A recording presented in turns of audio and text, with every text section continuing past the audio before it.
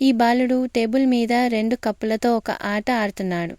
అకస్మాత్తుగా ఒక ఎన్పిసి అంటే నాన్ ప్లేయర్ క్యారెక్టర్ ఒక కప్పులో విషం ఉందని, మరొకటి సురక్షితమని చెప్పి ఒక కప్పును ఎంచుకోమని అడిగింది. బాలుడు తన మౌస్ క్యారెక్టర్ను ఎడమవైపు కప్పులోకి దూకేలా నడిపించాడు.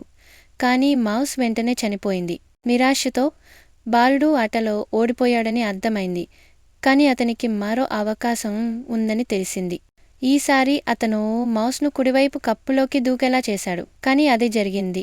మౌస్ దూకి చనిపోయింది. నిరాశతో బాలుడు ఏదో తప్పు జరుగుతోందని గ్రహించాడు. ఈ ఆటను అకాడమీ విద్యార్థులు నిరాశను ఎలా ఎదుర్కొంటారో పరీక్షించడానికి రూపొందించిందని తెలిసింది. చివరిగా ఒకే ఒక అవకాశం మిగిలి ఉండగా అతని స్నేహితుడు ఏం చేయాలనుకుంటున్నాడని అడిగాడు. బాలుడు ఏ కప్పును ఎంచుకోనని, బదులుగా మౌస్ను ఎన్పిసి యొక్క కళ్ళలోకి దూకేలా నడిపించి అతన్ని ఓడించి ఆటను గెలిచాడు. ఎన్పిసి యొక్క కేకలు మరియు బాలుడి కళ్ళలోని ప్రశాంతమైన తీవ్రమైన దృష్టి అతని స్నేహితుడిని కలవరపరిచింది. అయితే అతన్ని ఆడుతూ చూసిన వారు తమ తదుపరి పోటీదారుని కనుగొన్నారని తెలుసుకున్నారు.